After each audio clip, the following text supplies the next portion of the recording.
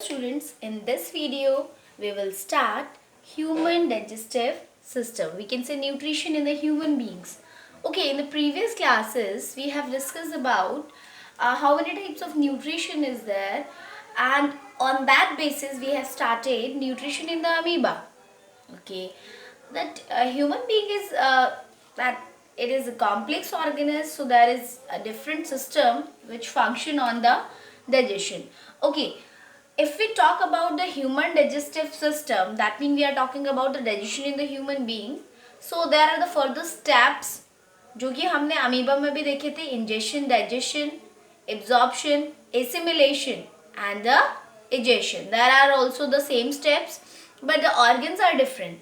For that ingestion in the amoeba, there was no particular mouth or the organ, but yes, pseudopodia से food particle अंदर जा रहा था. सो यहाँ पे कुछ थोड़े से डिफरेंट तुम्हें दिखाई देंगे. सबसे पहले बेटा हम लोग शुरुआत करेंगे कि एग्जैक्टली जब हम डाइजेस्टिव सिस्टम के लिए पूरा पाइप जो तुम्हें दिखाई दे रहा है, exactly this is a pipe, you can say that this is a canal, hollow canal which starts from the mouth and ends to the anus. So make it very clear in your mind that the alimentary canal, जो मैं एक शब्द use कर रही हूँ alimentary canal, वो exactly क्या है? Alimentary canal is a hollow canal. So alimentary canal is basically a canal, or we can say a pipe which is hollow, and when the food enters it into, then the different secretions, their particular part starts functioning. Okay यानी कि alimentary canal का दिमाग में fix है कि mouth से start हो रहा है, एनस पे फिनिश हो रहा है, and that is known to be as elementary canal. Okay, यानी एलिमेंट्री कैनाल तक हमें सारे ऑर्गन्स पता होने चाहिए. जैसा कि मैंने यहाँ कुछ ऑर्गन्स को लिखा है. First start with mouth. This is the mouth. Here are the salivary glands and this cavity is known as buccal cavity. Later we will discuss about the whole cavity. After that the pharynx is the region where the two tubes are divided. That means there are two diversion, we can say that. जैसे हम road पे देखते हैं, दो road जा रही है, तो सेम यहाँ पे होता है. ये एक डाइवर्जन पॉइंट होता है pharynx. यहाँ से एक फूड पाइप जाता है और इसके जस्ट आगे की तरफ जो है वो क्या होता है? That is what? Exactly the windpipe. This is the food pipe. Esophagus को ही food pipe कहा जाता है और इसके आगे होता है windpipe. तो ये दोनों पाइप जो है pharynx से ही डिवाइडेड होते हैं. क्योंकि यहाँ हमें डाइजेशन पढ़ना है तो हम सिर्फ बात करेंगे किसके बारे में? That is for the food pipe only. और ये ईसोफेगस जो है एक स्ट्रेट ट्यूब है और फर्दर आगे जाके एब्डोमिनल रीजन में, याद भी रखना है, ये हमारी चेस्ट कैविटी में है, थोरेसिक कैविटी में. इसे बकल कैविटी कहा जाता है. कैविटी का मतलब है खाली जगह, खाली स्पेस. बकल कैविटी यानी ओरल, ठीक है, ओरल कैविटी माउथ वाला पार्ट. और ये हमारे चेस्ट वाले रीजन में आ जाएगा, तो इसे आप चेस्ट कैविटी कह सकते हैं या फिर थोरेसिक कैविटी. और यहाँ पे बेटा हमारे लंग्स होते हैं. यहाँ पे एक डायफ्राम होता है, यानी ये समझ लो डायफ्राम के जस्ट नीचे स्टमक होता है. जब हम रेस्पिरेटरी सिस्टम पढ़ेंगे तो और क्लियर हो जाएगा location, but you need to know where is the location of stomach is in the abdominal cavity. Okay, rest of stomach से जस्ट ऊपर एक ग्लैंड प्रेजेंट होता है which is known as liver, which is the largest gland, exocrine gland. Okay, after then a leaf like structure between the stomach and the large intestine. So intestine और stomach के बीच में एक leaf like structure present है, that is known to be as pancreas. Okay, after then pancreas हम देखेंगे कि ये जो पार्ट है यहीं से स्टार्ट हो जाता है, स्मॉल इंटेस्टाइन का पार्ट, और ये स्मॉल इंटेस्टाइन अंदर एंटर करेगी और डिफरेंट पार्ट्स में डिवाइडेड है, जो कि हम जब फर्दर डिटेलिंग स्ट्रक्चर पढ़ेंगे तब हम इसके बारे में बात करेंगे. और आफ्टर देन ये जो स्मॉल इंटेस्टाइन है ये एंटर करेगी एक बड़े वाले इंटेस्टाइनल पार्ट पे, जिसकी की लेंथ तो है कम बट विड्थ जो है वो ज़्यादा है. इसी बेस पे इसका नाम जो है स्मॉल और लार्ज रखा गया है. स्मॉल की लेंथ ज़्यादा है बट उसका जो विड्थ है, डायामीटर है, वो क्या है? कम है. So that's why it is a small intestine, and here is the width is more and the length is less. So that's why that name is given large intestine. Okay, in the large intestine there is a structure which is cecum. इसके बारे में हम लोग आगे ही बात करेंगे कि इसका क्या काम होता है. Additional structure is also present which is vermiform appendix. That is also additional structure which helps in different functions. And in this large intestine there is a structure present in between this. It is a colon. and at the end of this large intestine there are two structures where the temporary storage of the waste is there in the rectum, and finally the waste जो कि यहाँ absorb नहीं होता है, digest नहीं होता है, वो एनस के थ्रू क्या हो जाता है, रिमूव हो जाता है. तो ये बेटा आउटर बाउंड्री थी जो हमें ह्यूमन डाइजेस्टिव सिस्टम में हम नॉर्मली देखते हैं या हमें आगे पढ़ना है स्पेशली. तो हम स्टार्ट करेंगे सबसे पहले कहाँ से, ओरल कैविटी से. So this the organs are involved and this whole is known to be as alimentary canal. So alimentary canal basically starts with the mouth and ends with the anus. So the organs I have listed here: mouth, buccal cavity. Mouth is just the part which we can say that lips वाला जो part है वो हो सकता है. उसके बाद जो अंदर कैविटी वाला पार्ट है पूरा उसे हम बकल कैविटी या ओरल कैविटी कहते हैं. फिर मैंने तुम्हें बताया था फेरिंक्स, जो कि एक डिवीजन पॉइंट होता है जहां से दो रास्ते जा रहे हैं, या तो विंड पाइप या तो फूड पाइप. तो फूड पाइप को ही कहा गया है ईसोफेगस. और हमें क्योंकि यहाँ पे डाइजेशन से रिलेटेड बात करनी है, so we will talk about the food pipe. After then you can see next organ is stomach. Stomach के बाद आएगा small intestine and finally the large intestine. And the processes which are involved are the same as in the amoeba. So all the steps are taken place in this, but different organs are involved in this: ingestion, digestion, absorption, assimilation and egestion. And these are the step by step functioning. That means एक के बाद एक step होगा. ऐसा नहीं है कि पहले egestion हो जाए. So और clear तुम्हें समझ में आ जाएगा कि किस तरीके से ऐसा possible है कि कोई step पहले थोड़ी ना हो सकता है. चलो आगे हम start करते हैं mouth and the buccal cavity. Okay, now the first part we will start with the mouth. So mouth is nothing, just where the lips are present. So that is the part, uppermost part where the alimentary canal starts. The next step is cavity. तो cavity से आगे वाला जो part जिसमें कि सिर्फ lips include होते हैं, opening part है digestive system का, ingestion के लिए जगह देगा और guarded by the two soft lips. और सॉफ्ट लिप्स यानी कि हमारे दोनों अपर और लोअर लिप्स के बाद अंदर जो कैविटी स्टार्ट होती है, that is the second part of the digestive system. So that is known as buccal cavity और ओरल कैविटी. और कैविटी का मतलब ऑलरेडी मैंने बताया खाली जगह. इसमें क्या क्या चीज़ें आती हैं, देखो सबसे पहले अगर हम स्टार्ट करें प्रैक्टिकली, आप लोग इन चीज़ों को देखिए. टीथ इंक्लूड होंगे ओरल कैविटी में, बिल्कुल. टीथ के अंदर अगर देखोगे तो एक दैट मस्कुलर ऑर्गन है जो मूवेबल है easily, that is the tongue. अच्छा, अपनी टंग से ऊपर वाले सरफेस को, अपर जॉ वाला जो पार्ट है, that mean I am talking about like this. तो आप अपनी टंग से ऊपर वाले सरफेस को टच करने की कोशिश करो, ठीक है. तो वो हार्ड जो सरफेस है बिल्कुल जिसे टच करते हो आप, that is known as palate. So hard surface of roof of buccal cavity क्या है, palate. Tongue is movable. Teeth जिसके बारे में भी हम देखेंगे, टंग के बारे में भी देखेंगे. And the last one is salivary gland. So here are some glands are also present which secrete saliva and few enzymes also, जो कि हमारे फूड के ऊपर काम करना स्टार्ट कर देते हैं. तो वन बाय वन हम इन्हें देख लेते हैं और इनके फंक्शंस को देख लेते हैं. Okay, start with the teeth. So हम लोग टीथ के बहुत ही बेसिक पार्ट से स्टार्ट करते हैं. एक सिंगल टीथ, एक मतलब हम एक सिंगुलर की बात करते हैं तो उसे कहा जाता है टूथ, ठीक है. ओवरऑल जब हम सेट बोलते हैं that is a teeth, but when we talk about a singular then it is tooth. और हर एक टूथ जो है तुमने देखा होगा अपने माउथ में, just like this cap and the like cap of marker and the marker. So this is embedded in this particular cap, fixed it into. Same here, your teeth is also fixed in a particular socket ना, एक जगह पे वो दांत fix है. जब टूट जाता देखते हो खाली जगह रह जाती है. So that socket of jaw bone जो है जहाँ पे वो फिक्स है, ऐसी जगह को क्या कहा जाता है, यानी इस तरीके को, that every each and every tooth has a particular socket of jaw, that is known as thecodont. If we talk about in humans, how many sets of teeth, यानी ओवरऑल लाइफ टाइम में कितने sets of teeth human के पास होते हैं. तो सबसे पहले जब बच्चा छोटा होता है तो उसके स्टार्ट होते हैं जो टीथ, दैट इज मिल्क और we can say temporary teeth. और ये पूरे टीथ नहीं होते हैं, that is about 20, that mean over हम 32 कहते हैं, बट ये जो टीथ होते हैं वो सिर्फ कितने होते हैं, 20 होते हैं।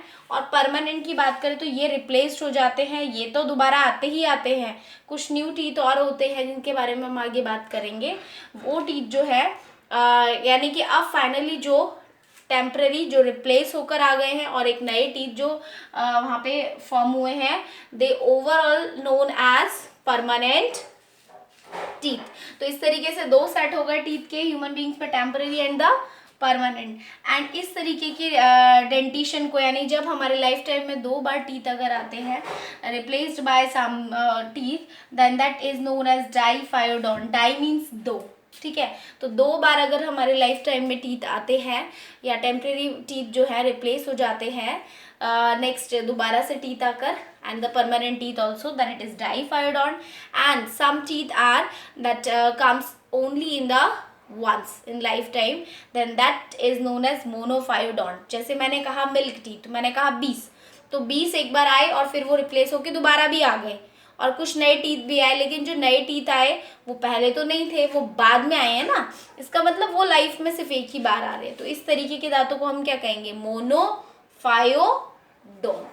तो ये तो कुछ एक टर्म्स हो गए, लेकिन हम अगर देखें कि किस तरीके से हमारे टीथ अरेंज होते हैं और कितना नंबर होता है, and somewhere it is known to as dental formula.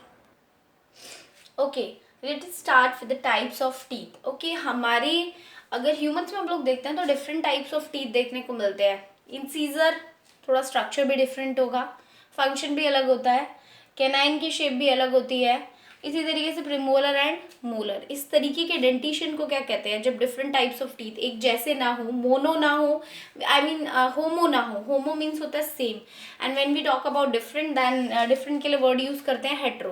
तो इस तरीके के डेंटिशन को क्या कहा जाएगा, heterodont dentition. So how many types of teeth, incisor, canines, premolar and the molar. अगर हम इसका एग्जैक्ट लोकेशन देखें किस तरीके से है, तो मैंने ये बनाया है अपर jaw and this one is the lower jaw, जहाँ पे आपके टीथ प्रेजेंट होते हैं। मैंने इसको भी डिवाइड कर दिया क्वाड्रेंट्स में, 1/4, 1/4, 1/4 एंड द 1/4। अभी सिर्फ हम 1/4 के बारे में बात करेंगे, यानी अपने पूरे जॉ को डिवाइड कर सकते हो जैसे मैंने किया है। तो 1/4 में कितने टीथ आते हैं हम लोग देखते हैं। So firstly incisors, canine, premolar and molar, यही सीक्वेंस रहती है। So how many incisors are in 1/4 part, there are 2, 1 canine, 2 premolar and the 3 molars. If you count in the 1/4 section of your jaw, that mean overall teeth वाला जो part है, तो count करोगे तो 2 + 1 + 2 + 3 = 8. So total teeth in your 1/4 part is 8. इसको अगर हम dental formula में अरेंज करते हैं, so like this ICPMM, that mean this is a sequence of the teeth, and how many, 2 1 2 3 upon 2 1 2 3, that mean 1/4 of upper jaw and 1/4 of the lower jaw. That mean अगर हम दोनों को count करेंगे तो कुछ इस तरीके से निकलेगा, 1/4 में थे 8, दोनों में टोटल मिला के कितने हो जाएंगे, यानी हाफ ओवरऑल पूरे अपर जॉ में कितने हो जाएंगे, 16। इसी तरीके से लोअर जॉ में भी कितने हो जाएंगे, 16। और जब हम टोटल काउंट करेंगे तो कितने टीथ हुए, 32। इस तरीके से 32 टीथ जो एडल्ट में होते हैं उनका ये पूरा डिवीजन है। लेकिन so this is known to be as dental formula, but if we talk about in the small kids, ठीक है, या फिर अगर हम कहें कि सभी में टोटल 32 टीथ नहीं होते हैं, तो वो कंडीशन क्या होती है। और हाँ, अभी हमने कहा था मोनोफायोडोंट एंड डाइफायोडोंट, तो कौन से टीथ मोनोफायोडोंट है और कौन से डाइफायोडोंट है, इसे देख लेते हैं हम लोग। Okay, this is the dental formula when 30 teeth are there, that mean कई बार ऐसा शायद सुना होगा, by mistaken I have written 30, it's 28, sorry.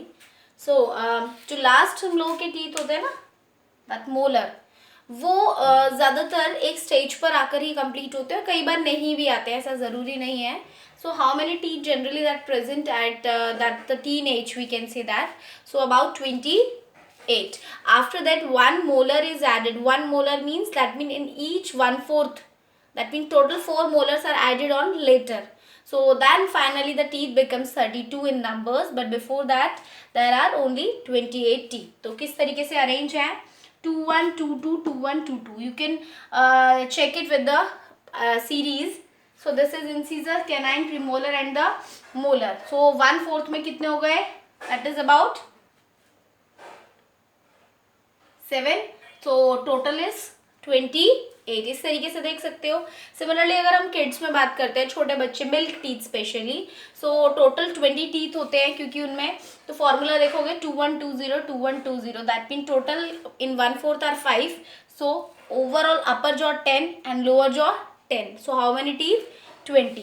I have written here diphyodont. Why I have written here diphyodont? Because ये 20 teeth जो है वो रिप्लेस हो जाएंगे और वापस से ये 20 टीथ तो आ जाएंगे और इसमें कुछ और टीथ भी ऐड हो जाएंगे.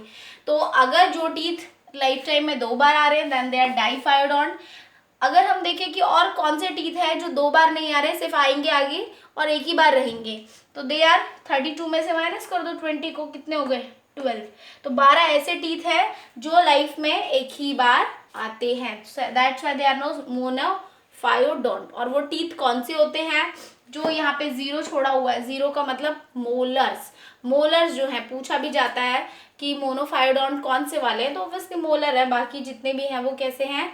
डाइफायोडोंट. ओके, सो ये कंप्लीट हो चुका है डेंटल फॉर्मूला. कितने टीथ है और उनका अरेंजमेंट किस तरीके से है. अब हम लोग देखते हैं कि फंक्शन किस तरीके से होता है. If you talk about functions, incisors generally cut the food. जो कि फ्रंट में जो टीथ होते हैं, सबसे पहले उनसे आप लोग क्या करते हो? फूड को कट करने की कोशिश करते हो. कैनाइंस जो है, कोई भी फूड जो कि अगर मान के चलो हार्ड है, उस केस में स्नैच का मतलब है खींचना. एक तरीके से खींचते हो ना कैनाइन से. So food with the sharp edges, due to its sharp edges, food is easily can snatched by this that canines. Premolar and molar almost they are functioning the same because food अब अंदर जा चुका है और उसको continuously grind करने का काम जो है वो किसका होता है, यानी बड़े टुकड़ों को तोड़ देना. That is premolars and the molars. So what happen, injection से जब हमने स्टार्ट किया तो जो लिप्स है यानी माउथ वाला पार्ट, उसकी हेल्प से फूड अंदर जाएगा. सबसे पहले हमारे जो टीथ हैं वो उस पर अपना काम करना स्टार्ट कर देंगे, यानी टुकड़ों में तोड़ने का काम हुआ. फिर खुद दिमाग लगाओ कि टंग जो है वो क्या करती है, यानी कि सेलेवरी ग्लैंड्स मैंने कहा था, वहाँ से सलाइवा सिक्रीट होगा. फिर टंग जो है वो इस कटे हुए फूड को, कह सकते हो बड़े बड़े कॉम्प्लेक्स फूड को जो कि टुकड़ों में टूट चुका है, सलाइवा मिक्स हो चुका है, टंग उसको क्या करेगी? अच्छे से मिक्सड अप करेगी. तो ये सारा काम जो है वो बकल कैविटी में होता है. और उसके बाद ये जो फूड जो कि थोड़ा सा सॉफ्ट बन जाता है, ये जाता है कहाँ पे? ईसोफेगस. फिर ईसोफेगस के बाद स्टमक में पहुंचता है. स्टमक में भी कुछ वहाँ पे डाइजेस्टिव एंजाइम्स होते हैं, वो काम करते हैं.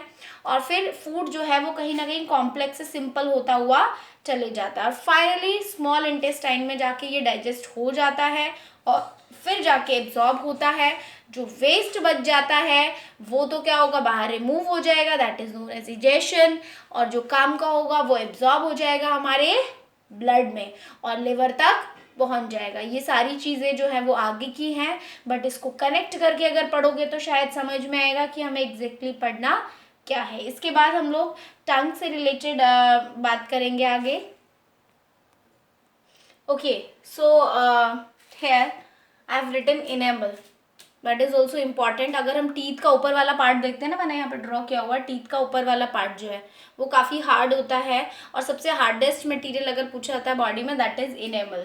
तो that hard chewing surface of teeth का ऊपर वाला जो सरफेस है उसको कहा जा रहा है, that is enamel. Help in mastication of food. Food को जब काटते हो, खींचते हो, तो obviously that enamel helps you. After that if you talk about tongue, तो टंग एक मस्कुलर ऑर्गन है जो कि फूड को ईजिली जो है मास्टिक कह सकते हो, उसको अच्छे से मिक्सड अप करने में हेल्प करती है. अच्छा, आपने अगर देखा होगा गले में, तो वहाँ मैं ये टंग के जस्ट ऊपर बनाया हुआ है क्योंकि आप देखते हो एक घंटी जैसा स्ट्रक्चर नज़र आता है ना, अंदर की तरफ, दैट इज़ नोन एज ओव्यूला. इसके फंक्शन के बारे में भी हम बात करेंगे. सो बट पहले आपको नाम याद रखना है, फिर हम बात करें टंग के स्ट्रक्चर और उसके फंक्शन के बारे में. So there are certain taste birds.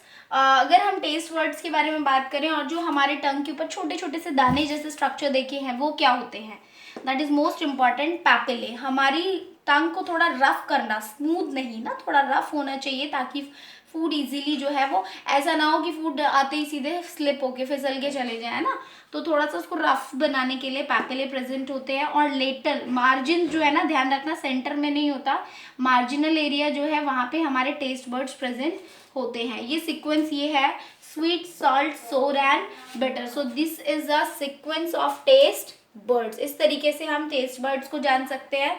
उसके बाद अगर हम देखें तो टंग अटैच्ड किस स्ट्रक्चर से होती है, नीचे वाला जो लोअर सरफेस होता है ना, लोअर जॉ कह सकते हो, तो कभी भी टंग को ऐसे करके, दिस वन पार्ट, मैं जहां से अटैचमेंट है वहीं से बात कर रही हूँ, तो वो अटैचमेंट वाला पार्ट है, उसके लिए टर्म यूज करते हैं फ्रेनेलम।